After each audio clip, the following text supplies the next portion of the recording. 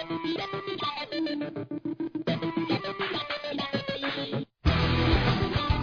there, everybody. Greetings and salutations. Welcome to the Cage Cast, the second installment of the podcast here on JohnCampea.net. As always, I'm your host. My name is John Campea. I am I'm the host. This is my place. This is my podcast where I get to rant and rave about a lot of things that are going on in the movie world. All right, let me talk about a couple movie-related items here, and I'll go through these as fast as I can. But I've been skeptical about this ATeam movie they've been making. Now, I was thrilled with the casting of Bradley Cooper because I've been a big fan of Bradley Cooper way back in the day. Ever since he was on Alias, I've been a fan of Bradley Cooper. It's funny, when I finally had a chance to meet Bradley, we hooked up and we were talking, and I said, man, you know what, you rocked this shit in Alias. And he was like stunned. He goes, nobody even remembers I was in that show, and that was like my favorite thing that I've ever done. And it's like, yeah, if you haven't watched Alias, it's Jennifer Garner show. Bradley Cooper was the other, like the best friend and secondary love interest, besides Michael Vartan. And I thought Bradley Cooper was awesome in that show. But anyway, I was thrilled with the casting of Bradley Cooper. I was thrilled with the casting of Liam Neeson because that is never a wrong decision. You could cast Liam Neeson to play Muhammad Ali, and it would still be the right casting decision because it's Liam Neeson and he's awesome. I was happy with the casting of Charlton Copley, if that's the proper pronunciation of the name, the lead guy from District 9. I think he's terrific, and I'm very curious to see him play Howling Mad Murdoch.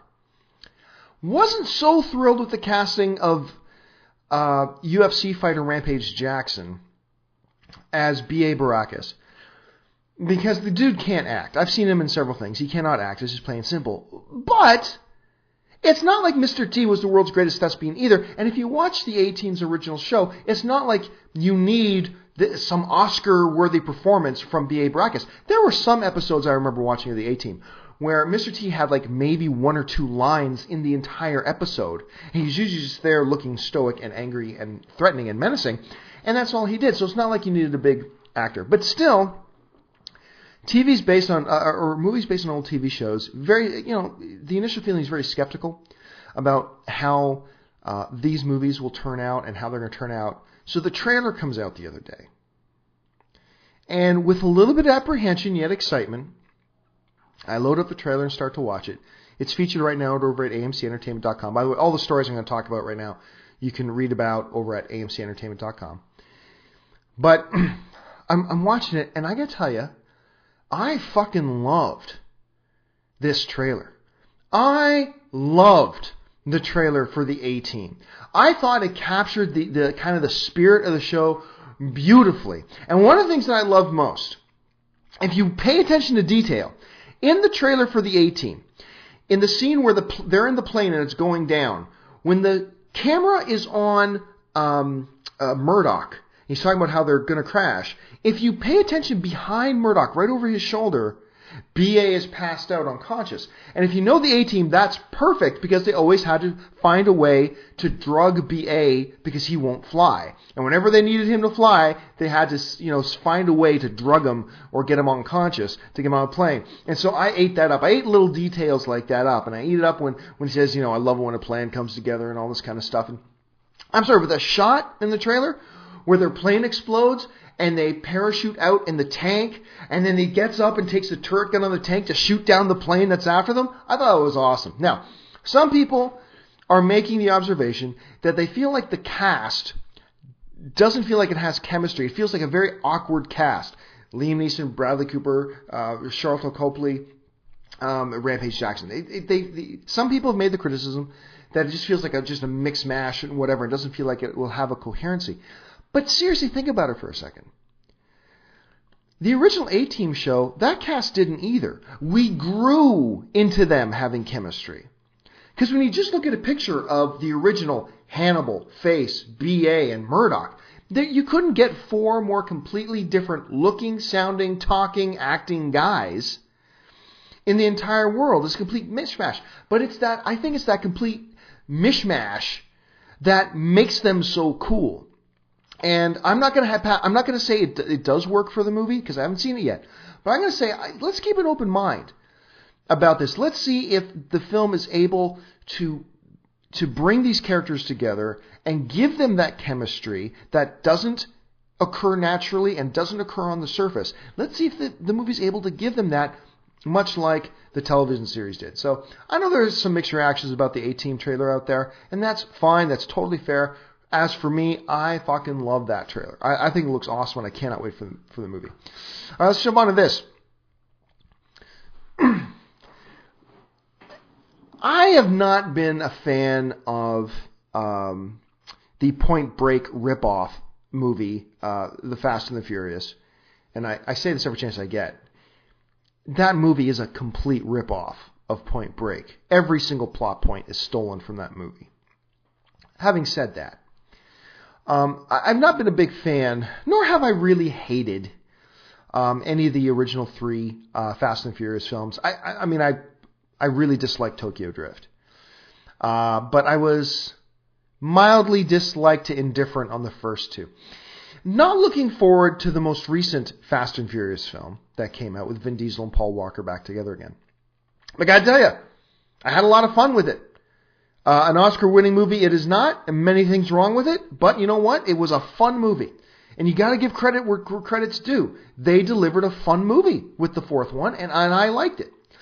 So it's with that being said that it was kind of interesting that Vin Diesel, on his Facebook page, made the announcement that they are looking not at the next Fast and Furious movie, they're looking at the next 2 Fast and Furious films.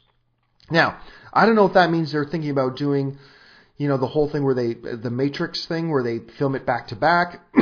Pardon me. I don't know if that just means they have long-term plans. But what he said on his Facebook page was basically, look, Fast and Furious, which was the last film, was chapter 1. And now these next 2 films are chapters 2 and 3. So I find that kind of interesting. I have a mixed reaction to that news. Number one, because, like I said, the Fast and the Furious series when it's not just ripping off other material, there's nothing there. There's absolutely nothing there. And even the last Fast and the Furious film, there was nothing to it. But it succeeded in what it was attempting and giving a lot of excitement and adrenaline. Beautiful. Do you need to plan out... I can't imagine Fast and the Furious having any kind of significant story arc that requires 2 movies to map them out. Look, if the next 2 movies are just going to be, let's have more great action, great stunts, great car races, blah, blah, blah, I'm fine with that. But, don't try to sell me on the idea that you got this intricate, beautiful depth plot that needs 2 stories, 2 films to truly unwrap for the audience. Now, fast cars, good action, make it exciting, give us some funny one-liners. They failed in the first 3 to do that. They succeeded in the last one. Let's see if they can do it for 2 more. This next thing will be considered unfortunate news. I'm indifferent to it, but it's unfortunate news for a lot of video game fans. It was announced a long time ago that Metal Gear Solid, Sony had picked up the rights to produce a Metal Gear Solid film. Now, Metal Gear Solid is an insanely popular video game. It's one of the games that I've never played, to be honest. Because actually, I don't like first-person shooters on game consoles. When I play first-person shooters, I like to play them on my computer. Because something about having a mouse. I love having a mouse when I'm playing a first-person shooter. But that being said, it's been in the works for a while, but it looks like the project is now dead. And the reason it looks like the project is dead, according to the producer of the film, and I was getting this from ObsessedWithFilm.com, what they're saying basically is that the game publishers don't want to allow Sony to take liberties with the story. They don't want to let Sony create their own Metal Gear Solid that's kind of disconnected from the game Metal Gear Solid. They want something that's consistent with the game. I have mixed feelings about this. And honestly, I have 2 sides to this. On the one side, I think, well, come on. Konami, the video game publisher, you don't know movies. You are video game publishers. You understand video games. That's what you do best.